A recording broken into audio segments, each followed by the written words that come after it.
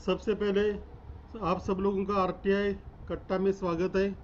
Thursday की बजाय हमने इससे आगे हर संडे को ये मीटिंग लेने का तय किया है और इसके आगे हर संडे को ये मीटिंग हो जाएगी। हाँ, इस बार दो मुद्दों पर खासकर चर्चा करनी है। एक तो एसआईसी ने इसमें रिप्लाई दिया है, तो शायद मुझे लगता है कि यहाँ पढ़े जिन्होंने पढ़ा है उसमें से तीन चार ही लोग दिखाई दे रहे हैं। लेकिन और उसके बाद हम और एक सब्जेक्ट पर डिस्कस करने वाले हैं, आरटीआई कमिश्नर्स के अपॉइंटमेंट्स पर। तो पहले तो शैलेश जी आप बताइए कि जो एसआईसी का रिप्लाई है उसके बारे में आपको क्या लगता है और हमें क्या करना चाहिए आगे। हेलो,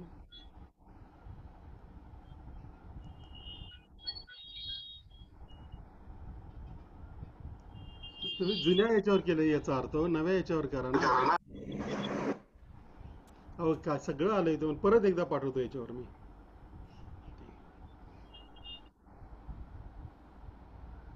हाँ शैलेश जी बोलिए ना आप, तो लोग तो मेरे आते रहेंगे. हाँ, मेरे ख्याल से हमें उनको ये भी रिक्वेस्ट करना चाहिए कि ये उनको कॉन्ग्रेचुलेट करना चाहिए कि बहुत अच्छा आपने ऐसा निर्णय लिया। और दूसरा इसके साथ कि वेबसाइट पे और इंफॉर्मेशन दें, कितने डिसीजंस हो रहे हैं, कितने हियरिंग्स हो रहे हैं, इसके बारे में भी अपने को अगर बताएं। एंड बैकलॉग के लिए वो क्या कुछ प्लान है कि नहीं, ये भी हम उनसे पूछें कि भाई ये इतना बैकलॉग है, आपके हिसाब से इसका क्या होगा आगे। उनको भी सोचना चाहिए ना, हम लोग सोच रहे हैं, वो कमिश्नर्स हैं, वो ये काम तो उनका है, हम उनका काम कर रहे हैं। और फिर क्या है, हम करते हैं तो उनको कुछ वैल्यू नहीं रहता है वो काम का। तो उनको ही पूछें कि भाई आपके हिसाब से क्या प्लान है, बोले तो सही वो कुछ, कि कब तक ये बैकलॉग क्लियर होगा, कब तक 3-4 महीने या 6 महीने में डिसीजन मिल पाएंगे। कुछ तो हमें प्लान बताइए आपका। दूसरा एक चीज थोड़ा अलग से है मुद्दा, मगर मैं जोड़ना चाहूंगा, इस लेटर में नहीं कह रहा हूं, मगर हमें ये भी कोशिश करना चाहिए कि हम एक इवॉल्व करें क्राइटेरिया की कमिश्नर्स की क्या गुणवत्ता होनी चाहिए, क्या क्राइटेरिया पे कमिश्नर्स को इवैल्यूएट करना चाहिए। अगर हम सोचें, पुलिस कांस्टेबल को सिलेक्ट करने के लिए कुछ क्राइटेरिया होता है, उतना हाइट होना चाहिए, इतना छाती होना चाहिए वगैरह। कमिश्नर्स को हमारे पास कोई क्राइटेरिया नहीं है, एमिनेंट पर्सन कानून में बोल दिया। हम लोग भी बोलते हैं अच्छे कमिश्नर्स चाहिए, मगर वो कमिश्नर में क्या गुणवत्ता होनी चाहिए, क्या क्राइटेरिया होना चाहिए, ये मैं ये लेटर के लिए नहीं कह रहा हूँ, इंडिपेंडेंट ऑफ दिस। एंड तीसरा of course I would suggest कि भाई हम सरकार को ये लिखें कि 6 कमिश्नर और अपॉइंट करो, उसके बिना आरटीआई खतरे में है। हाँ शैलेश जी, इसके बारे में हम अगले मतलब ये पहले तो इस पर डिस्कस कर लेते हैं, उसके बाद अपॉइंटमेंट्स के इस पर डिस्कस करने वाले हैं। लेकिन मतलब हमें अभी जवाब तो कोई देना नहीं है। लेकिन मुझे एक चीज़ थोड़ी एसआईसी की तरफ से जो कहा गया है उस रिप्लाई में, वो थोड़ी सी खटक गई है। क्योंकि उन्होंने ये कह दिया कि हमारा ये ठीक हम काम कर रहे थे, आपका लेटर गलत है वगैरह वगैरह, उन्होंने बहुत कुछ लिखा है। मेरे ख्याल से एसआईसी खुद कोशिश कर रहे हैं तो वो भी अच्छी बात है, हमें उसका क्रेडिट लेने की कोशिश नहीं करनी चाहिए। फिर भी यहाँ जहाँ तक मुझे पता है 2008 से वीडियो कॉन्फ्रेंसिंग का काम चल रहा है। 2015 में तो उसका बहुत बड़ा कुछ कई करोड़ रुपए उस पर खर्च भी कर दिए। लेकिन आज तक एसआईसी सिर्फ सोचने के ही मूड में है। तो एक्चुअली वहाँ ग्राउंड लेवल पर क्या है, अभी उन्होंने कहा हम कोशिश कर रहे थे, हमारी अदर अथॉरिटी उस पर काम कर रहे हैं। अदर अथॉरिटी को पता भी नहीं था कि ऐसा काम करना होता है, उन्होंने खुद शुरू कर दिया था। हमने ये वेबसाइट पर डाला है, वो वेबसाइट पर डाला है। कल मैं ढूंढते ढूंढते मुझे और एक बात पता चली कि स्टेट चीफ इंफॉर्मेशन कमिश्नर को हेड ऑफ द डिपार्टमेंट का दर्जा दिया गया है 2017 में। मतलब एसआईसी चीफ की तरफ से सबको एक लेटर जाना जरूरी था, जो आज तक नहीं गया है। मैं क्रेडिट की बात नहीं कर रहा हूँ, लेकिन उनको भी जब किसी लीगल नोटिस का वगैरह जवाब देते तो पीछे क्या हुआ है उसका भी उनको थोड़ा सा सोचना चाहिए। जब ये शुरू हुआ था 2015 में, 2016 में, तब यही मलिक साहब खुद चीफ सेक्रेटरी थे। उनके कार्यकाल में ही ये शुरू हो गया कि पैसे देने के वगैरह शुरू हो गया। तो उनको मेरे ख्याल से ये जो लैंग्वेज उसमें लीगल नोटिस में नॉर्मल लैंग्वेज ऐसी होती है, लेकिन उनको इनके इसके बारे में सोचना चाहिए था, लेकिन उन्होंने ये नहीं सोचा है। तो सबसे पहले इसी नोटिस पर और रिप्लाई पर हम उनको जवाब कुछ नहीं देंगे, हम सिर्फ इंतज़ार करेंगे कि वो क्या काम करते हैं, और उनको बार बार आरटीआई करते हैं या पूछते रहेंगे कि आपने अब तक क्या किया है। तो इसी रिप्लाई के बारे में एक दो तीन लोग अगर कुछ बोलना चाहिए तो, और आखिरी में अपने आहिया साहब बोलेंगे, उसके बाद अगले मुद्दे पर चले जाएंगे। और कोई बोलना चाहता है? हाँ, भास्कर बाबू बोलिए। मुझे ये कहना है कि हमने इस नोटिस का जवाब देना चाहिए, और भले हम उनका वे काम करने चाहते हैं करके बताया है जून 15 से, लेकिन मैं कहता हूं कि जून 15 तक रुकने की कोई गरज जून 15 तक जून 15 तक उन्होंने रुकने की कोई गरज नहीं है। और मुझे लगता है कि जब सीआईसी ने काम चालू किया है, बहुत पहले ही काम चालू किया है, और वीडियो कॉन्फ्रेंसिंग या वर्चुअल हियरिंग्स चल रहे हैं, तो इनको इतना देर के होने की ज़रूरत ही नहीं है। हाँ, अभी जून 15 से वे चालू कर रहे हैं बोलते हैं, उसके लिए वे कैसे काम करते हैं वो हम देख सकते हैं। दूसरी जो बात है कि ये अगर हम जवाब देते हैं वर्चुअल, मतलब कि सब कुछ ट्रांसपेरेंसी होना, उनका वेबसाइट में ही ट्रांसपेरेंसी रहनी चाहिए, और वेबसाइट ही as per to the requirement of IT law के हिसाब में वो नहीं है। वेराज सीआईसी का जो वेबसाइट है, आपको मिनट्स मिलते हैं, सब कुछ मिलते हैं। दूसरी बात क्या है कि हमें पत्र लिखने की जरूरत क्या पड़ी? हमें पत्र लिखने की इसलिए जरूरत पड़ी कि पारदर्शिता, उनके मिनट्स भी नहीं मिलते हैं, सब कुछ अगर पता ही नहीं चलता है तो हमें कोई मतलब दूसरा ऑप्शन रहता ही नहीं है कि हम पत्र लिखें। तो मुझे लगता है कि हमने जवाब देना चाहिए, और उन्होंने जैसे विजय जी ने अभी बताया कि हेड ऑफ द डिपार्टमेंट है, और वो कायदे में भी है, administrative powers chief information commissioner को है। तो मुझे लगता है कि एज एन एडमिनिस्ट्रेटिव उन्होंने अगर क्या काम किया, क्या काम नहीं किया, या क्या मिनट्स है, या कमीशन की कितने मिनट्स हुए हैं, वो सभी कुछ हमारे एसआईसी के वेबसाइट में नहीं है। वेरे सीआईसी का आप देखिए, हर एक मिनट्स उनका पब्लिश होता है, क्या कर रहे हैं या क्या नहीं कर रहे हैं ये हमें पता भी चलता है। मुझे लगता है कि हमने जवाब देना चाहिए। वो जवाब क्या क्या देना चाहिए ये कट्टा डिसाइड कर सकती है। हमें लगता है कि सिर्फ उन्होंने जून 15 से चालू करते हैं, अभी भी वे चालू करने की मोहब्बत है। वेराज कमीशन ने तो सेंट्रल इंफॉर्मेशन कमीशन मई में ही चालू हो गया है, तो क्यों नहीं चालू होते हैं? और हर एक बेंच ने भी अगर कुछ काम किया रहेगा तो वो भी पब्लिश होना चाहिए। शायद हमें थोड़ा सा बहुत, मुझे लगता है कि अमरावती बेंच ने कुछ किया होगा, वो भी as a central state information commission के वेबसाइट में आना चाहिए, ऐसे मुझे लगता है। धन्यवाद। ठीक है, कचरे साहब, शायद आपने भी वो नोटिस पढ़ी होगी, सॉरी रिप्लाई पढ़ा होगा जो एसआईसी ने दिया है। हेलो, आपका आवाज़ अनम्यूट कर दीजिए, मैंने आपको अनम्यूट कर दिया है। नहीं नहीं, मैंने नहीं पढ़ा है वो। अच्छा, तो ये एसआईसी ने हमने जो नोटिस दिया था उसको जवाब दिया है। ठीक है, तो कचरे साहब ने अभी तक पढ़ा नहीं है तो उसको रिप्लाई देना मुझे, कि मैं उस पर हम सोचेंगे थोड़ी देर में। और कोई बोलना चाहता है? हाँ, बोला बोला बोला बोला विनीता जी, तुमचा आवाज अनम्यूट करा, तुम्ही अनम्यूट करा दी।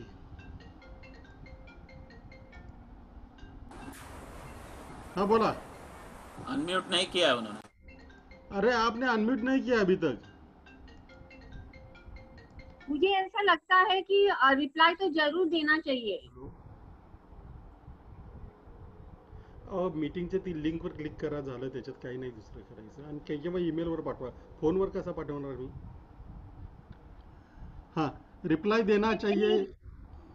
मुझे ये बोलना है कि भास्कर जी जो बोल रहे हैं वो ठीक है, क्योंकि हमको रिप्लाई तो जरूर देना चाहिए, शॉर्ट रिप्लाई हो लेकिन प्रिसाइज की उनको काउंटर करना ही चाहिए, ऐसे मुझे लगता है। मैंने आधा लेटर पढ़ के मैंने वो नोट्स लिखे हैं, so I just they are giving all excuses and all bureaucratic explanations, तो उसके हिसाब से we should counter।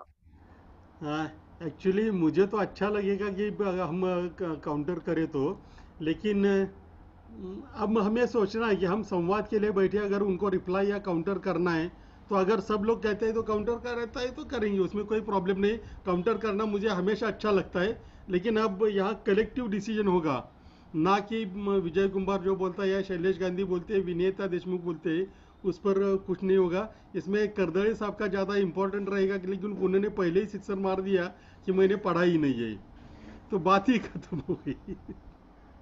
प्रहलाद कचरे और प्रकाश करदड़े। You said प्रकाश करदड़े। नहीं, प्रहलाद कचरे साहब नहीं।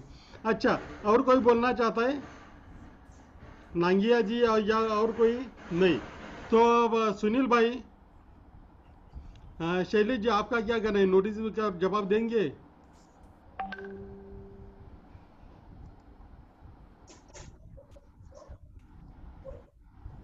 हाँ शैलेश भाई। मेरे हिसाब से जवाब देना चाहिए, जैसे विनीता जी ने कहा शॉर्ट में। और मैं ये सोचता हूं कि पास्ट जो भी प्रॉब्लम्स है उसको छोड़ के अभी हम कहें कि भाई सब ट्रांसपेरेंट बनाओ, और अभी इस पे नहीं हो तो फिर थोड़ा सा प्रेशर रखें, थोड़ा सा सॉफ्ट पोजीशन रखें, ये मेरे हिसाब से बेटर रहेगा। क्योंकि मेरे चिट्ठियों को तो अभी जवाब ही नहीं देते, वो बंद कर देंगे जवाब देना, तो कोई कम्युनिकेशन नहीं हो पाएगा। अच्छा ठीक है, तो सुनील भाई जवाब में के इंग्रेडिएंट्स क्या होने चाहिए उस पर एक थोड़ी देर में हम डिस्कस करेंगे।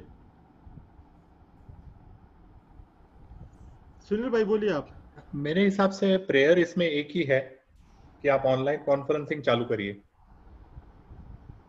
तो मुद्दा उनका जो जवाब आया है अभी, उसको जवाब क्या देंगे हम? जवाब में बहुत सारे पॉइंट है, पर जो मेन फोकस, जो मेन प्रेयर था, एक ही सिंगल प्रेयर था कि आप ऑनलाइन कॉन्फ्रेंसिंग चालू करिए। वो कह रहे कि हम कर रहे हैं। ये तो कोई जवाब नहीं, वो तो हमने पहले ही भेज दिया ना, इसमें जवाब तो क्या हमें वेट नहीं करना चाहिए कि वो कर रहे हैं? मतलब प्रेयर तो एक ही थी ना। मुझे भी लगता है कि हम लोग अगर उसने डेट दिया है तो वेट करेंगे, एक हफ्ता और वेट करेंगे, अगर नहीं करते तो then will be after it. That is a good idea. Tomorrow is the day anyway. Tomorrow is the day 15th. Yeah, we'll wait it for 1 week. Next week we will decide. Yeah, that's a good idea. हाँ, लेकिन विनीता जी आप उस पर लिख सकते हैं, क्योंकि आपने पहले लिखा है और वो शायद उनको बहुत उसको मिर्ची लगी है आपके जो आपने जो लिखा था उसकी। ये तो उनकी लैंग्वेज से पता है। I'm writing that only. I'm writing about the reply, so I'm getting input from all of you. आज लिखूंगा, लेकिन मैं आजकल बहुत पोलाइट हो गया हूँ, तो मैं बहुत पोलाइट लैंग्वेज में आज लिखूंगा उस पर। आप अपनी लैंग्वेज में लिखिए, लेकिन उनका पूरा इशारा आपकी तरफ था, ये डेफिनेटली। मैंने वो पूरा नोटिस पढ़ा है कि वो जो लैंग्वेज उन्होंने जो जवाब दिए वो सिर्फ आपके इसमें थे और किसी न्यूज़ में वो नहीं थे। ठीक है, उन्होंने वो ब्लैंकेट सबके न्यूज़ बोल दिया। हाँ, तो अब सुनील भाई, तो इस तरह का एक हमारी तरफ से ठीक है, एक और इंतज़ार करते, लेकिन हमारी तरफ से एक जवाब जाना चाहिए उनको। अब मेरे ख्याल से अब अगले और इम्पोर्टेंट इस पर टॉपिक पर चलते, वो है SIC के अपॉइंटमेंट्स। उसके लिए जो शैलेश जी ने बताया था उस तरह से ड्राफ्ट तो मैंने तैयार किया और ड्राफ्ट सबको भेजा है। मेरे ख्याल से सबने ड्राफ्ट पढ़ा होगा, उसमें और क्या बढ़ाना है और क्या करना है इस पर अभी शैलेश जी शुरुआत तो आपसे ही होगी, बताइए। मेरे हिसाब से उसके साथ एक चीज जोड़ना चाहिए कि जो भी कमिश्नर अपॉइंट करें उन्हें ये कमिट करना चाहिए कि कम से कम 5,000 या 5,500 डिसीजंस हर साल निकालेंगे। ये मेरे हिसाब से बहुत इंपॉर्टेंट है, क्योंकि ये वो काम ही नहीं कर रहे हैं और ये बहुत इजी है, और नहीं तो फिर ये होगा कि बैकलॉग बढ़ते रहेगा। हाँ, लेकिन शैलेश जी उसके बारे में मेरा थोड़ा कहना ये है, थोड़ा सा हम लीगल पॉइंट से मेरे ख्याल से वहाँ हट रहे हैं, क्योंकि हम गवर्नमेंट को जब लिखते हैं तो हम गवर्नमेंट को नहीं कर सकते, कह सकते कि आप SIC पर कोई बर्डन डालिए या उस पर कोई दबाव डालिए या उनको कोई लेटर लिखिए। ये तो ऐसा होगा कि इनके गर्दन हमने स्टेट के हाथ में दे दी। नहीं, मैं ये कह रहा हूँ सिलेक्ट करते टाइम, जब किसी को आप सिलेक्ट कर रहे हो तब ये पूछ लो कि भाई तुम करोगे क्या है। इंस्ट्रक्शन देने को नहीं बोल रहा हूँ, मैं कह रहा हूँ कि सिलेक्शन के टाइम इंटरव्यू कहाँ होता है इनका, जो जहाँ वो कहेंगे। नहीं, वो एश्योरेंस लेना उनसे। अल्टीमेटली तो इंटरव्यू होना चाहिए, बट एटलीस्ट अभी सिलेक्ट करते वक्त ये एश्योरेंस लेना चाहिए, ऐसा मुझे लग रहा है। कचरे साहब, अभी आपका डोमेन शुरू हो गया। Already selection committee has already been appointed. लेकिन देयर इज नो टर्म्स, ऐसा तो टर्म है नहीं यार, और कानून में भी ऐसा कुछ नहीं है कि that undertaking should be taken. It is a issue of monitoring, that performance monitoring, that we'll take it later on, because immediately what is important is filling of the vacancies. Vacancies should be filled. We'll go for participative monitoring. We'll do it one by one. I think we should keep a small her prayer एक ही prayer होना चाहिए, एक या ज्यादा से ज्यादा दो, और रिलेटेड प्रेयर्स होनी चाहिए.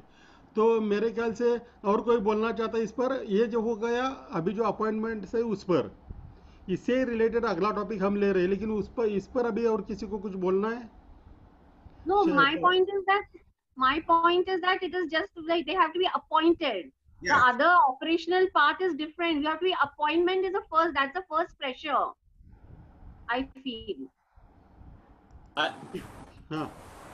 I just want to add here is that I agree that if the letter is only to be gone for appointment, then that can be decided by the team here.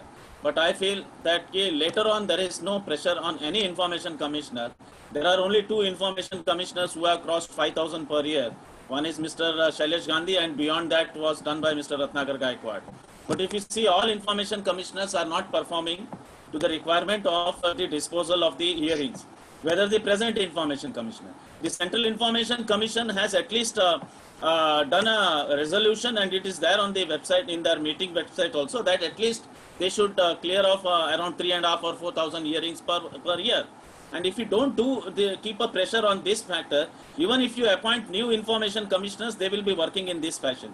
Even the present information commissioner, if they perform well, to the tune of around 5,000 or 6,000 per year, I think the pendency issues will be vanished off within a year if they are doing in this fashion. But when we have to first put a pressure that there must be a minimum disposal in by the commission. Additional appointment, of course, that can go. I don't say that is a different. But even if they are appointed, we are having the past experience. Nobody has crossed in this matter. Whether it was a citizen's representative who was there was no decision at all. So I feel that we need to have this pressure on them. Otherwise, the performance will be less. All over India, it is the issue. Bhaskar प्रभु, सवाल यही है कि हमें 2 चीजें तय करनी है. हमें गवर्नमेंट के पास क्या करना है और एसआईसी के पास क्या करना है. ये जो आप बोल रहे हो प्रेशर, मेरे ख्याल से हम गवर्नमेंट पर नहीं डाल सकते. ये एसआईसी की बात हुई, एसआईसी पर हम अलग तरीके से सोच लेंगे. तो ये हमें पहले सोचना चाहिए कि गवर्नमेंट को हम ये कभी नहीं कह सकेंगे कि इसका परफॉर्मेंस ऐसा होना चाहिए, इसके लिए आप कुछ करो. अगर उसके लिए कुछ करना है तो हमें कानून में चेंजेस करने पड़ेगी या रूल्स में चेंजेस करने पड़ेंगे. कोई गरज नहीं है, कोई गरज नहीं है. रूल में और कानून में कोई चेंजेस करने की गरज नहीं है. I think both should be separate. Appointment and pendencies, these are 2 separate subjects. लेकिन हम ऐसे इसको नहीं बोल सकते गवर्नमेंट को कि आप अपॉइंटमेंट करते वक्त प्रेशर डालिए कि वहाँ 6,000 या 7,000 डिस्पोजल हो गए. अभी इस पर आखिरी 2 ही ये लेंगे. तो इंटरव्यू, मैं एक बीच में बोल रहा हूँ कि तब ऐसे हम गवर्नमेंट को लेके इंटरव्यू लेते समय उनकी डिस्पोजल के ऊपर होता नहीं तो इंटरव्यू लेते समय तो हम करेंगे. तो हम पूछे ना कमिटी को, हम बोले ना भाई आप अपॉइंटमेंट करते समय आप we have to pressure now. वो सिलेक्शन कमिटी इन मुझे लगता है in democracy now we have to cross from demand to command. We need to command. Whether they agree or not agree, different issue. No, but these are 2 different issues with 2 different authorities. That's what Kumbhaji is trying to say. So we can take both of them in independently. I do not. I did say in the beginning it can be taken separately. But at present we must pressure for the information commissioners, and the message will go to the government very clearly that if these disposals are not done properly, the appointments also will be questioned. That is what we have not given that message. ठीक है. सबसे विनीता जी और भास्कर जी, सबसे request ये है कि आजकल बहुत सारे लोग जुड़ रहे हैं हमारे साथ, वो शायद इंग्लिश में इतने कंफर्टेबल ना हो, तो प्लीज हिंदी में बात कर दीजिए. प्लीज आपकी इसके आगे जो भी बात करनी है वो प्लीज हिंदी में कर दीजिए.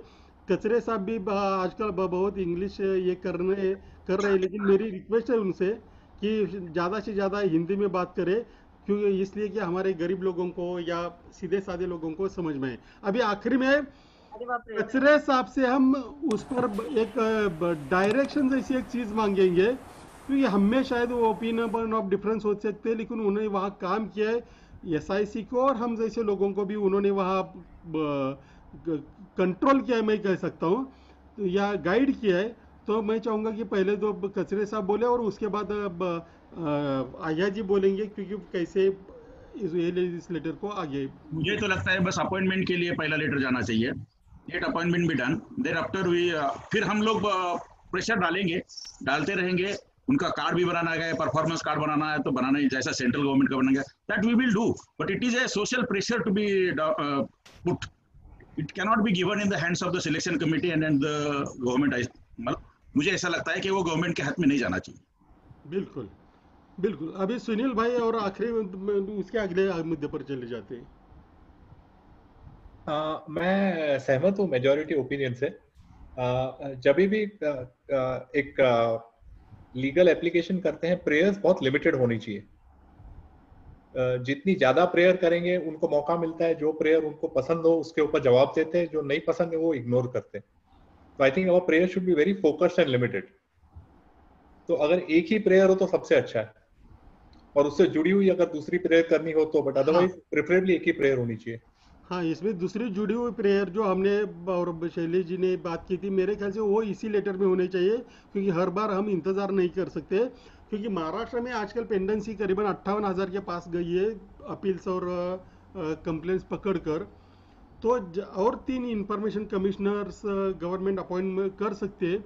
मेरे ख्याल से हमने जो पहले वाला डिसीजन लिया था गवर्नमेंट ने कि हर रेवेन्यू डिवीजन में एक इंफॉर्मेशन कमिश्नर, लेकिन मेरी कल कुछ लोगों से बात हो गई, तो गवर्नमेंट अगर चाहे या गवर्नमेंट पर अगर प्रेशर डाला जाए तो जहाँ जितनी पेंडेंसी है उसके हिसाब से वहाँ का काम उनको दिया जा सकता है।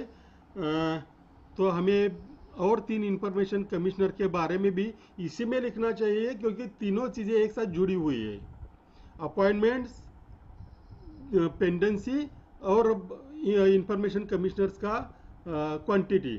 तो इस पर मेरे ख्याल से शैलेश गांधी या कचरे साहब बोलना शुरू कर दीजिए, उसके बाद हम आगे चले जाएंगे। शैलेश जी। जितना 6 कमिश्नर्स की बात कर रहे हैं ना विजय? हाँ, 6 कमिश्नर्स, हाँ करेक्ट। वो और एक 3 तो कम से कम अपॉइंटमेंट किए जा सकते हैं। नहीं, और 6, लेट अस डिमांड 6 ना। नहीं, लेकिन 10+1 ही हो सकता है ना, उससे ज्यादा। 10+1 अभी 5 हैं। हाँ, तो 3 की अपॉइंटमेंट और बाकी की नई पोस्ट, ऐसे हम नहीं करते। दो बचे वाले। हाँ, तो ये हमें करना चाहिए, और इसको थोड़ा प्रेशर डालना चाहिए। मैंने कल जितने लोगों से बात की तो उन्होंने बोला, गवर्नमेंट के ऑफिसर्स ही थे सीनियर, कि ये अगर हम डिमांड रखें कि और 3 इंफॉर्मेशन कमिश्नर अपॉइंट किए जाए तो शायद वो मान्य हो सकते हैं, क्योंकि बहुत सारे वहाँ लाइन में बैठे हुए हैं। तो उनसे काम कैसे निकलवाना, ये हमारे आगे की बात है। कचरे जी। यस करना चाहिए, यस। हाँ, तो लेकिन ये जो अगर इसमें हमें आगे भी क्या है, हम पर जो इल्ज़ाम लगता है कि हम सिर्फ सवाल उठाते लेकिन सॉल्यूशन नहीं देते। अगर हमने डिवीजन लेवल पर लोगों को अपॉइंट किया है, तो अगर 3 नए ऐड किए जाए तो उनको काम कैसे करेंगे? हम कैसे करेंगे? हाँ, मतलब उनको क्या अभी तो डिवीजन के हिसाब से सबको वर्क अलॉट हो चुका है। डिवीजन में ज्यादा, जिस डिवीजन में ज्यादा है वहाँ दोनों में 2 लोग आ जाएंगे। जहाँ जैसा कोकण में 1 है, बृहन मुंबई में 1 है, और हेडक्वार्टर में 1 है, 3 लोग मुंबई में बैठे हैं, हो सकता है पुणे में 2 आ जाए। अच्छा, और कोई क्योंकि आज का सवाल थोड़ा अलग है, क्योंकि आज शायद लोगों से सवाल ज्यादा आएंगे, तो और कोई what is the basis of asking for the 3 information commissioners? There has to be logic and data applied to it. You can't just say that logic seems to be the pendency, na? But pendency can be because he is inefficient, not because there are too many appeals. हाँ, लेकिन अब कानून में provision ये है कि ज्यादा से ज्यादा 10 अपॉइंटमेंट कमिश्नर्स और 1 चीफ SIC रह सकते हैं। तो हमारे यहाँ पेंडेंसी इतनी बढ़ चुकी है ठीक है, गोवा की वगैरह बात अलग है, मिजोरम की बात अलग है, क्योंकि वहाँ पेंडेंसी कम है। तो अगर अभी भी सारे जो पोजीशन भर दी जाए तो भी उनके हाथ में नहीं कि वो सारी पेंडेंसी क्लियर की जाए। तो इसलिए फिलहाल अभी तो और भी इंफॉर्मेशन कमिश्नर्स की ज़रूरत है। ऐसा कचरे साहब भी कर रहे हैं, शैलेश गांधी जो कब से हुआ ये कह रहे हैं, और भी कोई कहना चाहता है तो इसलिए हमें और इंफॉर्मेशन कमिश्नर की पोस्ट के लिए प्रेशर करना चाहिए। और कोई बोलना चाहता है तो ये लेटर, सुनील भाई आपकी लेटर को सक्सेस मिलता है तो ये लेटर लिखने की जिम्मेदारी मैंने तो लिखा है, सिर्फ उसको और भी ये सारे इंग्रेडिएंट्स जो उसमें विनीता से भी अच्छी लिखते हैं, लेकिन आप वकील है तो थोड़ा असर, ये हमें नोटिस नहीं भेजनी है। सुनील जी बहुत अच्छे लिखते हैं और इतना प्रिसाइज होता है, एकदम फैंटास्टिक। कांग्रेचुलेशन सुनील जी। तो सबको मदद चाहिए तो मैं अभी कॉन्ग्रेचुलेट करेंगे, लेटर्स की जिम्मेदारी डालेंगे तो सब नहीं, मैं सुनील जी मैं आपके असिस्टेंट बन सकती हूँ, कुछ फर्दर रीराइटिंग करना है। मैं आपको असिस्ट करने को तैयार हूँ। और एक दूसरी बात है, एक तो हम सुनील जी का कॉन्ग्रेचुलेट करेंगे, लेकिन सुनील जी ने अभी 1 साल पहले वकीली पास की है, लेकिन अब सुप्रीम कोर्ट में भी वो कुछ केसेस ले जा चुके हैं, और वहाँ उनको सक्सेस तो नहीं बोल सकते, लेकिन उनको वहाँ कोई वॉइस मिल गया है। ये हमारे लिए, हम में से एक एक्टिविस्ट यहाँ तक गया, ये हमारे लिए बहुत गर्व की बात है। तो पहले तो सब मिलकर सुनील जी का कॉन्ग्रेचुलेट करते हैं। विनीता जी और सुनील जी आप एक लेटर लिखिए, और अब आगे चलते हैं हमारे जो बाकी सारे दोस्त यहाँ मिले उनकी तरफ। शैलेश जी अब हम लोगों से सवाल लेंगे, लेकिन फिर से रिक्वेस्ट है कि आप सिर्फ हिंदी में जो कोई भी जवाब देना चाहते दीजिए, देना चाहिए उनको। कुणाला काही प्रश्न तो प्रश्न मराठीत विचारला तरी मी हिंदीमध्ये ट्रान्सलेट करेन। कुणाला काही प्रश्न आहे का? आता काही जणांनी याच्यामध्ये पाठवलाय चॅटमध्ये, पण तो तुम्ही विचारला तर ते जास्त आणखी सोयीस्कर दिसेल।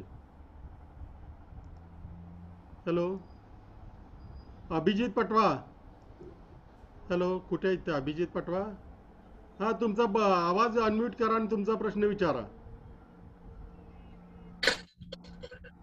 जे आपल्याकडे अपील पेंडिंग पडलेले आहेत त्याच्यामुळे जनमाहिती अधिकाऱ्यांना मोकाट सुटलेले आहेत, त्यांच्यावर वचक राहिलेलं नाही आहे, तर अपील लवकरात लवकर निकाली निघावे त्यासाठी डिस्ट्रिक्ट वाईज आपण व्हिडिओ कॉन्फरन्सद्वारे त्याचे म्हणजे सुनावणीची व्यवस्था केली पाहिजे तातडीनं। आणि अपील सुनावणी ही सेकंड अपीलची सुनावणी जी असते ती ठराविक मुदतीतच झाली पाहिजे, यासाठी प्रशासनावर दबाव आणला पाहिजे। याच्यात कोण बोलणार? शैलेश गांधी तर बोलतील, कचरे साहेब बोलतील, आणखी कोणी बोलायचं असेल तर बोलेल। शैलेश जी। हकीकत में मैं इस पर्टिकुलर लेटर के साथ नहीं कह रहा हूं, मगर ज्यादातर आरटीआई यूजर्स और एक्टिविस्ट आउटपुट पे ज्यादा ध्यान ही नहीं देते हैं। वो सिर्फ अपनी मेरे को ये अच्छा होना चाहिए, ऐसा होना चाहिए, और नंबर्स पे आंकड़ा बहुत जरूरी है मेरे हिसाब से। और ये प्रेशर बनाना चाहिए, अभी बनाए बाद में बनाए, मगर वो प्रेशर हमें जरूर बनाना चाहिए, ऐसा मैं मानता हूं। और जो ये कह रहे हैं अभिजीत जी, एक कानून जिसमें कहा जाता है कि 30 दिन में पीआईओ ने अगर इंफॉर्मेशन नहीं दी तो उस पर पेनल्टी लगेगी, ऐसे कानून में कमिश्नर जिसका काम सिर्फ आरटीआई है और कुछ काम ही नहीं है, पीआईओ तो और भी काम करता है।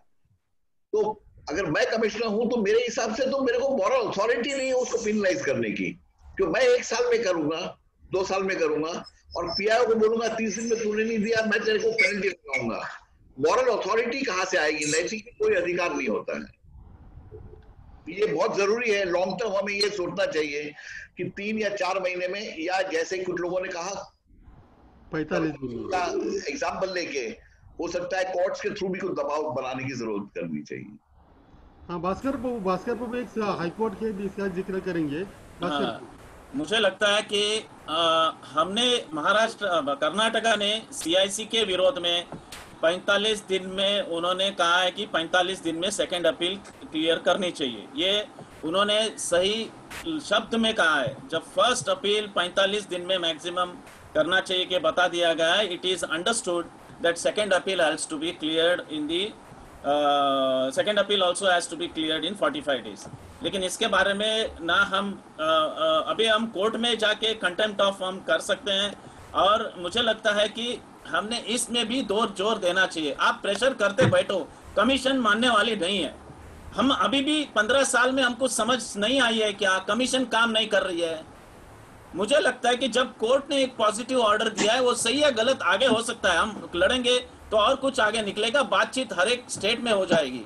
मुझे लगता है कि जब कर्नाटका हाई कोर्ट ने क्लियरली दिया है and it is just not applicable for all Karnataka state as per to my information and I think also I spoke to Sunil ji के पास भी बात किया था कि ये जब तक उसको कंटेस्ट नहीं होगा ये हाई कोर्ट का लागू सब जगह में होता है और ये सीआईसी के अगेंस्ट है, किसी स्टेट इंफॉर्मेशन कमीशन के अगेंस्ट नहीं है। ये मेरा ओपिनियन है। ठीक है, मैं मराठी में बताता हूँ थोडे. भास्कर बाबूंचं म्हणणं असं आहे की कर्नाटका किंवा हायकोर्टाने एक निकाल असा दिलेला आहे की द्वितीय अपील सुद्धा 45 दिवसांमध्ये निकाली काढावं, त्याचा आपण इथं वापर करून ते जोडू शकतो किंवा SIC वर आपण कंटेम्प्ट दाखल करू शकतो. अर्थात हा मुद्दा मोठा आहे.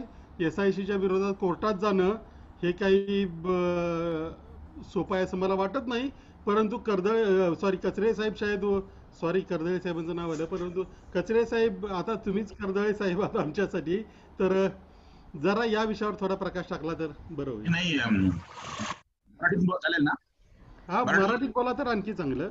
हाँ ठीक है, पण हिंदी मध्ये कसा हिंदी ठीक है, मराठी चलेगा, बहुत सारे मराठी लोग. ठीक है. कलकत्ता हाईकोर्ट ने भी ऐसा डिसीजन दिया था, वो बोले थे 90 डेज, एटलीस्ट 90 डेज, क्योंकि देयर इज नो लॉ में तो कोई प्रोविजन नहीं है. जो भास्कर प्रभु जी कल कह रहे थे कि वो कर्नाटका हाईकोर्ट वाला अप्लीकेबल है. लॉ से सुप्रीम कोर्ट का अगर कोई डिसीजन हो तो अप्लीकेबल अक्रॉस द कंट्री होता है. हाई कोर्ट का होता है तो वो उस स्टेट के लिए होता है, और हमारे स्टेट के लिए हम ना कलकत्ता में आते हैं ना हम कर्नाटक में आते हैं. हमारे लिए इट इज ए गाइडलाइन, तो हमारे लिए वो मैंडेट नहीं है. अगर हम नहीं करेंगे तो कुछ नहीं कर सकते आज के लिए, लेकिन वी कैन कीप प्रेसिंग. जब तक हमारे कानून में ऐसा कुछ एक्सप्रेसली पीरियड लिखा नहीं है तो we can not go to court, और कोर्ट में कोई एक्सेप्ट नहीं होगा, एंटरटेन ही नहीं होगा. That is the issue. लेकिन हमें प्रेशर बनाना पड़ेगा. हाँ, प्रेशर बनाना पड़ेगा. दूसरा तरीका है कि हम लोग बहुत लेट हुआ वाला एक आधा केस लेके हाईकोर्ट में जाए और हमारा बम्बई हाईकोर्ट का ऐसा डिसीजन लेके आए. That we can plan and do. It will take time, but that can be a president then. That will be binding force. हाँ शैलेश जी, मेरे हिसाब से हम रिट में कलकत्ता हाईकोर्ट का डिसीजन मुझे पता नहीं है, बट प्रहलाद जी को मालूम है, तो Calcutta high court and Karnataka high court को बेस लेके कि ये हाईकोर्ट्स ने ये डिसीजन दिए हैं, हम रिट फाइल कर सकते हैं मेरे हिसाब से बॉम्बे हाईकोर्ट में कि हमारा फंडामेंटल राइट डिनाई हो रहा है अनरीजनेबल टाइम की वजह से, और इसको ये हाईकोर्ट डिसीजंस को प्रेसिडेंट मान के या परसुएसिव वैल्यू है उसके हिसाब से बॉम्बे हाईकोर्ट को भी डिसीजन देना चाहिए. जो लॉन्ग पेंडिंग अपील होगा, किसी भी SIC के पास लॉन्ग पेंडिंग अपील होगा, वो अगर पिटिशनर बनता है और वो ये कोर्ट करता है, दैट कैन वर्क. तो अभी मैं एक जस्ट बोलता हूँ, 1 मिनट 10 सेकेंड. मुझे लगता है कि कलकत्ता हाईकोर्ट का ओपिनियन है कि 90 डेज में होना चाहिए.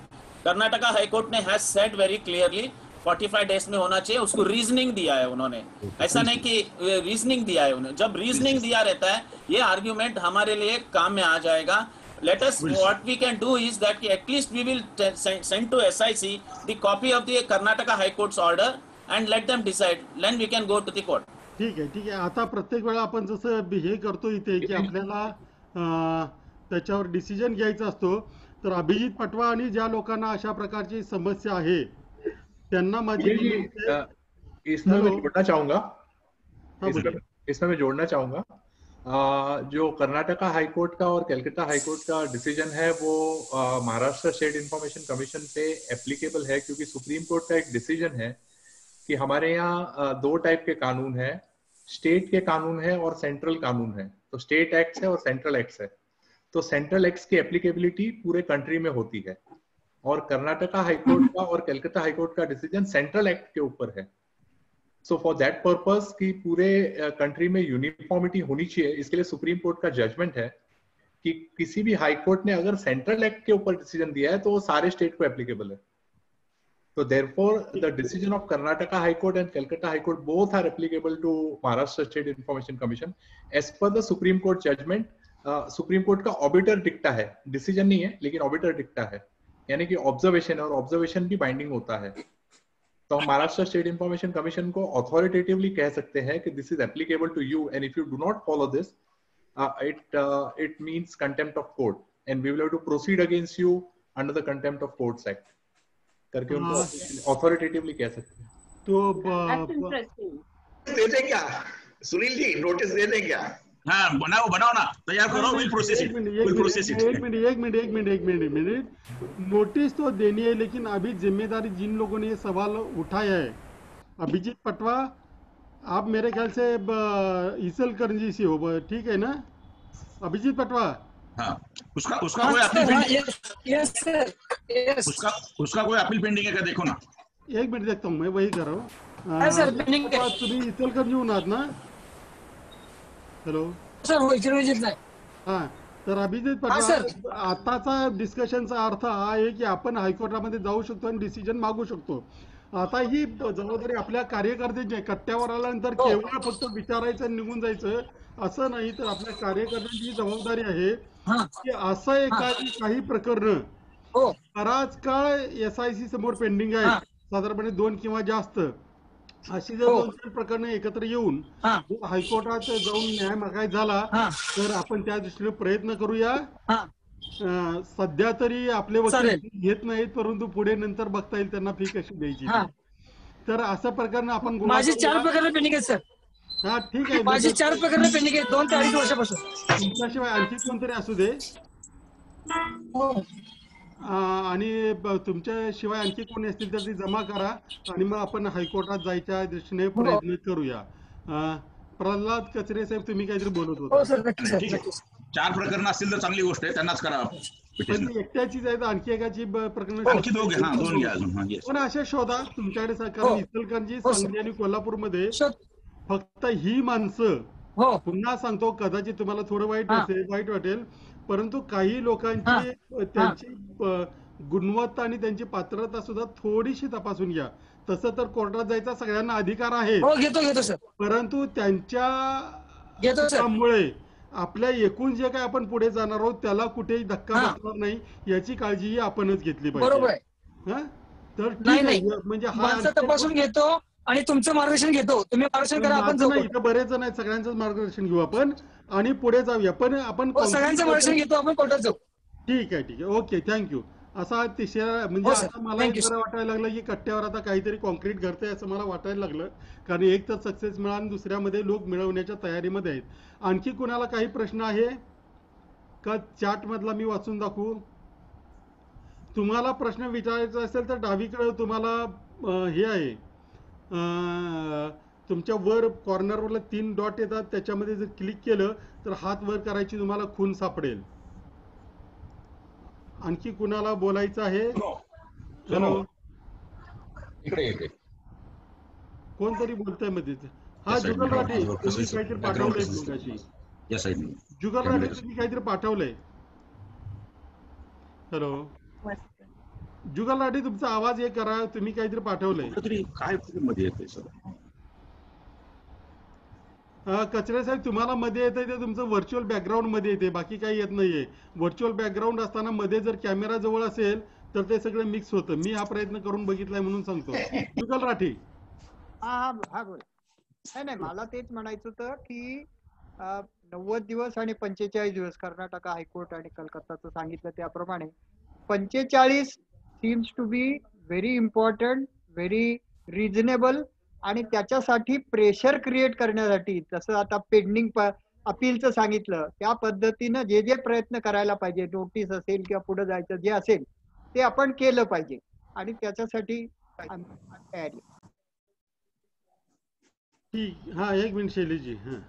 एकच आय थिंक सर्वांना माहित पडलं पाहिजे की कायद्याचा पहिला जे बिल होता, फर्स्ट ड्राफ्ट डिसेंबर 2004 मध्ये पार्लमेंटमध्ये ठेवला गेला होता, त्यात हेच प्रयोजन होता की फर्स्ट अपीलेट ऑथॉरिटी आणि कमिशनला सेम टाइम द्यायचं.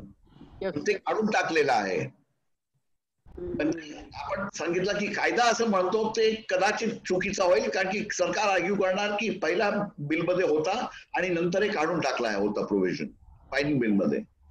शैलेशजी, खरं तर याच्यामध्ये आणखी एक गोष्ट करणं गरजेचं आहे. जे बरेच जे आहे स्वतःला ऍक्टिव्हिस्ट म्हणतात त्यांनी केलेलं नाही. पण माझी रिक्वेस्ट राहील की या वेळेला जी पार्लमेंटमध्ये डिबेट झालेली आहेत या दोन्ही कायद्याच्या वेळेला, ती थोडीशी वाचली तर कायद्याचा मूळ हेतू आणि आपण कुठल्या दिशेने गेलं पाहिजे हे लक्षात येईल. तसा ज्यांना प्रयत्न करायची इच्छा आहे त्यांनी मला जर खाली चॅटमध्ये ईमेल पाठवला तर ते जे काही हे झालं होतं डिस्कशन, आणि ते का झालं होतं म्हणजे बाकीच्या इन्फॉर्मेशन कमिशनर आधी डेप्युटी कमिशनर म्हणलं होतं, नंतर मग सगळ्यांना समान दर्जात आला, अशा अनेक गोष्ट आहेत. तर त्याच्यावर आपण चर्चा करू शकतो. ज्याला ऍक्टिव्हिस्ट म्हणवून घ्यायचं आहे त्यांनी मला वाटतं हे वाचणं अत्यंत गरजेचं आहे. त्यांनी मला ईमेल पाठवावं, मी ते कम्युनिकेशन त्यांना पाठवून देईन. राजन राठोड यांना काय बोलायचं आहे ते. राठोड साहेब, तुमचा माईक चालू करा आणि बोला. पहिल्यांदा जर तुम्ही कुठल्या भागातून येता हे सांगितलं तर जास्त बरं पडेल. हा राठोड साहेब बोला. हॅलो राठोडजी, तुमचा आवाज मी अनम्यूट केलाय, तुमचा माईक चालू करून बोला तुम्ही. Hello hello. सॉरी राठोड नाही, धारोडजी. सॉरी तुमचं स्पेलिंग हे करताना माझी चूक झाली. धारोड साहेब बोला. Hello hello. धारोडजी, तुम्ही हात वर केला होता, बोला. Rajan Dharodji. Hello hello hello. त्यांचा बहुतेक त्यांच्याकडे नेटवर्कचा मोठा प्रॉब्लेम येतोय. तर आणखी एक प्रश्न असा आलेला आहे. धारोडजी, आवाज येतोय का? जरा आवाज में तो हाँ ठीक है, उनका आवाज जब तक ठीक हो जाता है हम दूसरी बात करेंगे. एक प्रश्न कल आया था मेरे पास, वो भी सातारा से आया था कि जिन लोगों ने जो सीनियर सिटीजन है उनको पहले तो हियरिंग हो नहीं रही है, लेकिन उनका मानना है कि सीनियर सिटीजन को एसआईसी में जो अपील्स है, ये शायद बहुत पुराना मुद्दा है, लेकिन उसमें उनको प्रायोरिटी मिलनी चाहिए. शैलेश जी और कचरे जी.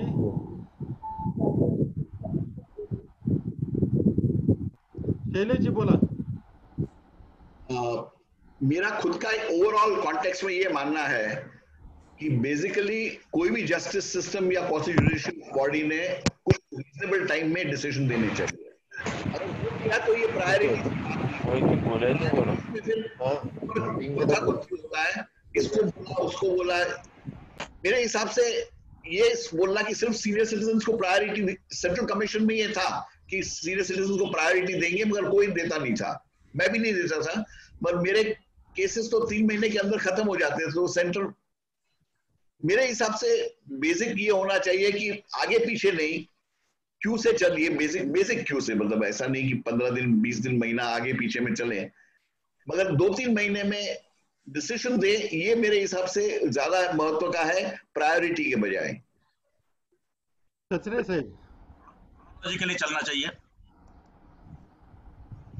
लेकिन इसमें कुछ लोगों का कहना ये भी है, शायद यहाँ कोई बोलना चाहेगा, शायद आया जी, क्योंकि सुप्रीम कोर्ट और हाई कोर्ट ने भी ऐसे रूल्स किए कि सीनियर सिटीजन्स को प्रायोरिटी मिलनी चाहिए. फिर अगर ऐसे रूल है तो हमें भी रूल बनाना पड़ेगा स्टेट को. फिर अगर वो रूल में आता है और एप्लीकेशन अपील में एज, अभी एज का इसमें तो ये शायद कॉलम भी नहीं है, तो फाइंड आउट करना भी मुश्किल है ना. आया जी.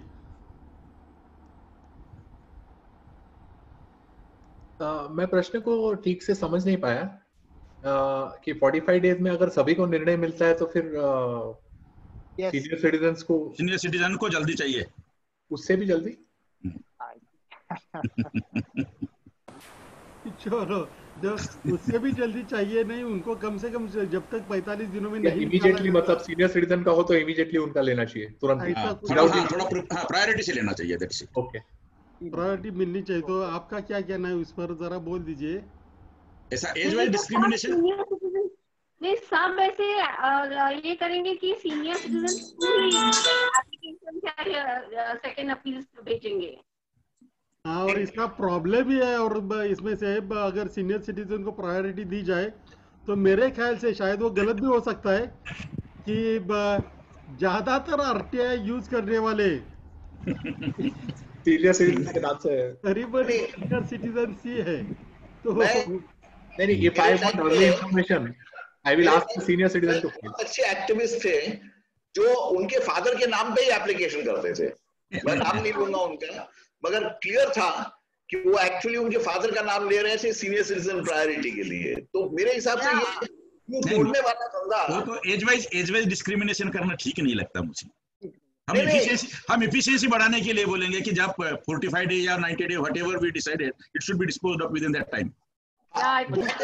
That I think is what one should stick to, not talk of breaking the queue, because breaking the queue is a bad position to take. अच्छा, आणखी कुणाला काही बोलायचं आहे? वृषभ, अरे आपका नाम ठीक से मुझे दिखाई नहीं दे रहा है। वृषभ या प्रसाद के जो कोई भी कुछ बोलना चाहते हो आप, नहीं तो मैं अगला सवाल लेता हूँ फिर। हेलो हेलो विजय जी हाँ बोला। जसं माहिती अधिकार कायद्यामध्ये अपवादासाठी लार्जेस्ट पब्लिक इंटरेस्टचा विषय होतो आणि त्या निकषावर तुम्ही निर्णय घेता, तसं हे 45-90 डेज किंवा काहीतरी पॅरामीटर, काहीतरी टाइम लिमिट असावं, तो सुद्धा इथं इन्व्होक करता येईल असं मला वाटतंय। आणि in the larger public interest, आणि असं जर म्हटलंय ना management principle which cannot be measured cannot be manage, त्यामुळे मेजर करायला काहीतरी पाहिजे ना, किती दिवसात करायचं, आणि जर करायचं काही माहितीच नाही तर ओपन, आयुष्यभर मी तेच करणार। त्यासाठी 45 डेज कंपल्सरी म्हणण्यापेक्षा आपण आग्रह धरला पाहिजे। हा कोणतरी हा मध्येच बोलत होतं। हा, तर मुद्दा असा आहे की आता हे लार्जर पब्लिक इंटरेस्ट हा सुनावणी घेण्यापूर्वी ठरवायचा कसा आणि कुणी? प्रत्येक व्यक्तीला आपण जो घेतलेला विषय आहे तो लार्जर पब्लिक इंटरेस्ट मध्ये आहे असं वाटतं। म्हणजे कोणाचं नळ कनेक्शन हा विषय सुद्धा, पर्सनल इश्यू सुद्धा लार्जर पब्लिक इंटरेस्ट मध्ये होऊ शकतो। कारण ते सुनीलजी ते ड्राफ्ट करताना बरोबर that he will draft it accordingly. ठीक आहे। तर हा एक मुद्दा झाला, आणि आता एक नवीन गेस्ट जॉईन झालेले आहेत। 5 मिनिटात कुणाला द्यायचं आहे? भास्कर पवना, ठीक आहे 5 मिनिटांमध्ये द्यायचं आहे। तुम्ही डॉक्टर केव्हा झाले विजय? नाही, एक मिनिट, डॉक्टर विजय कुंभार बोला तुम्ही, कारण तुमच्यावर आता नाहीतर माझ्या नावावर डॉक्टर कुठे लोक सर्टिफिकेट मागायला जायचे। विजय कुंभार हे साताऱ्याचे प्रोफेसर आहेत, ते रयत बँकेचे अध्यक्ष होते, ते मुलांना नोकरीच्या संदर्भात। विजय कुंभार तुम्हीच सांगा, कारण असे 5-6 विजय कुंभार आहेत जे बऱ्यापैकी फेमस आहेत आणि बऱ्यापैकी कामही चांगलं करतायत। विजय कुंभार, हॅलो, नमस्कार सर्वांना, मी डॉक्टर, नमस्कार। तो मी नव्हेच, एवढा आधी सांगा, त्याच्यामुळे नाही तर आपल्याला आवाज येतोय माझा? हा, पण तुमचा व्हिडिओ चालू करा म्हणजे चेहराही दिसेल, म्हणजे दोघं वेगळे आहेत। नाही, आता बॅनर मी रिलॅक्स मूड मध्ये आहे। डीपी टाकलाय तुम्ही? ठीक आहे, वेगळाच मूड। बोला। नमस्कार सर्वांना, मी डॉक्टर विजय कुंभार। मी PhD आहे, मी काही MBBS वगैरे मेडिसिन मधला डॉक्टर नाहीये। मी साताऱ्यामध्ये रयत शिक्षण संस्थेच्या धनंजयराव गाडगीळ वाणिज्य महाविद्यालय बँकिंग विषयाचा मी प्रोफेसर आहे। त्याचबरोबर अनेक पेमेंटशी संदर्भात मुलांना मार्गदर्शन करणं यासाठी काम करत असतो। माझ्या सेम नावाचे म्हणजे विजय कुंभार या नावाच्या आमच्या कम्युनिटीमध्ये 4-5 लोक आहेत, त्यामुळे बऱ्याच वेळेला कन्फ्युजन होतं आणि वेगवेगळे संदर्भ देखील वेगवेगळे राहतात। तर मला थोडंसं आपल्या या मीटिंग मध्ये वेळ झाला, परंतु मला आता शेवटचे जे काही मुद्दे आपण चर्चा करत होतो चांगले आणि महत्वाचे मुद्दे होते। आपण सर्वजण या ठिकाणी आहात, आपल्या सर्व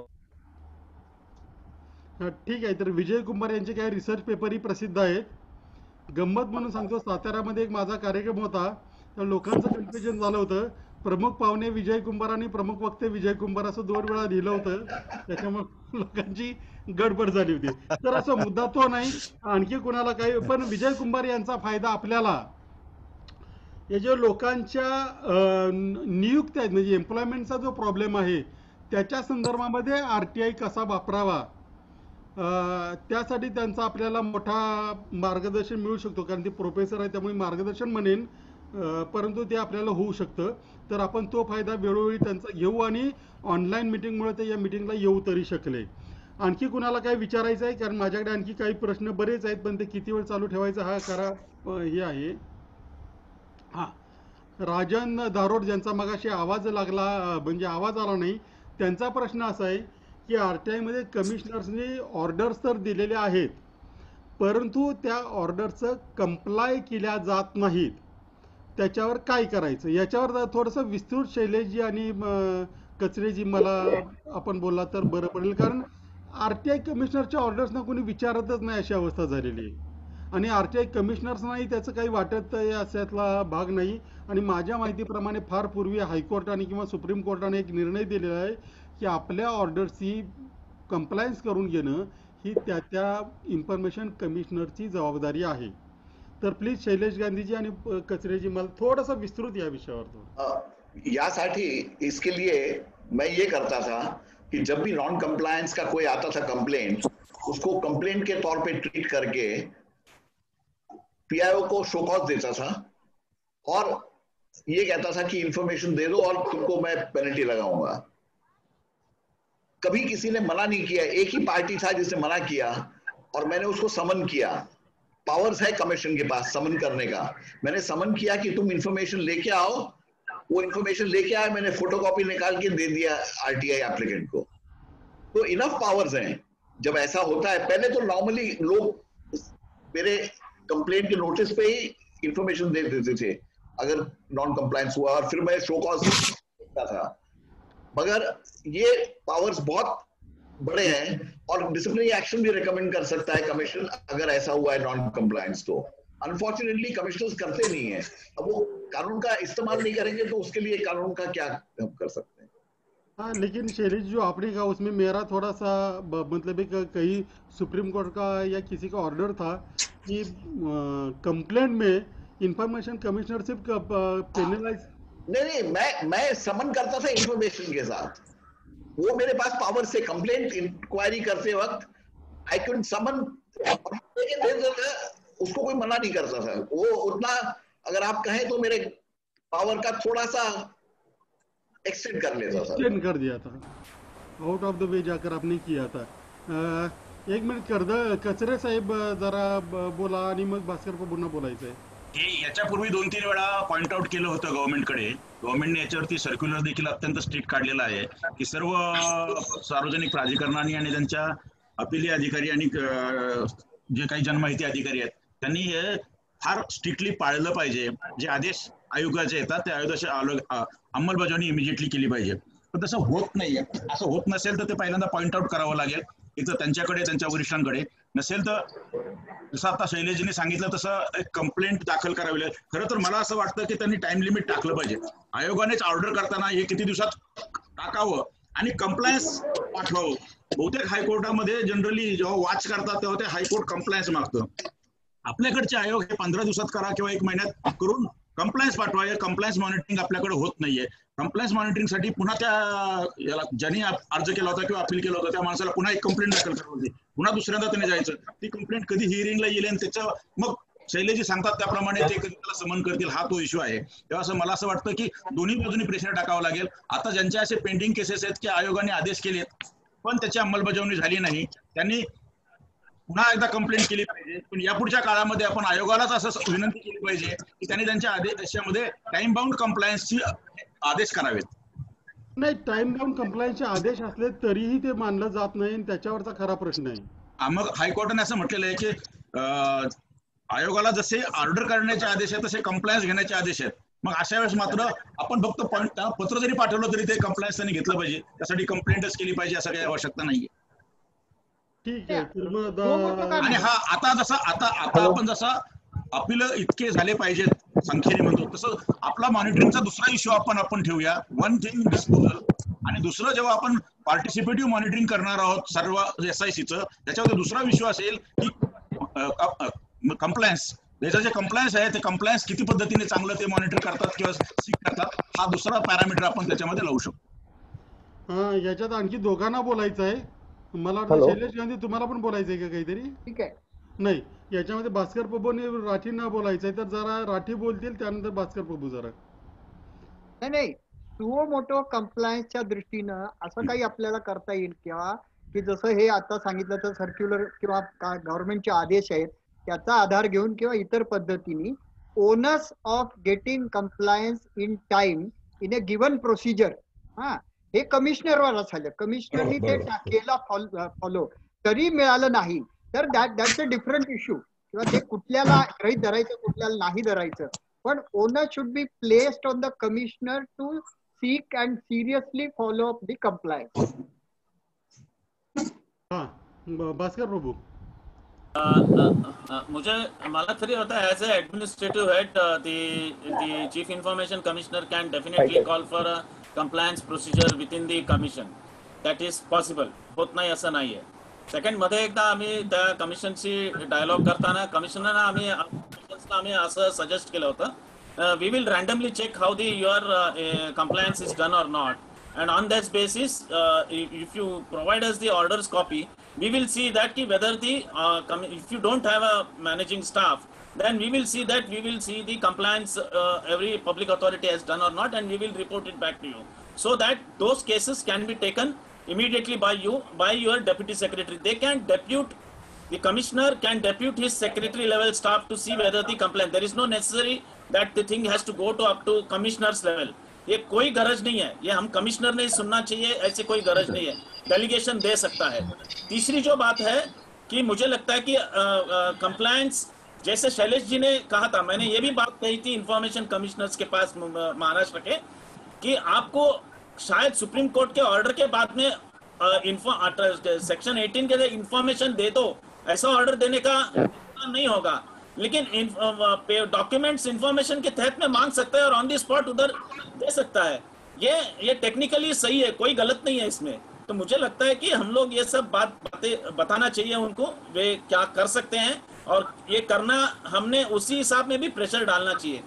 मुझे लगता है कि जो हमने अभी पत्र लिखा है, आज पहला जो हमारा महाराष्ट्र इंफॉर्मेशन कमीशन को जो पत्र गया है, सभी इंफॉर्मेशन कमिश्नर से बातचीत की है, उसमें मुझे लगता है कि ये एक लेटर को धारा पकड़ते हुए हम कंटिन्यूअस उनको व्हाइट एंड ब्लैक में ही भेजना चाहिए. धन्यवाद. बिल्कुल बिल्कुल.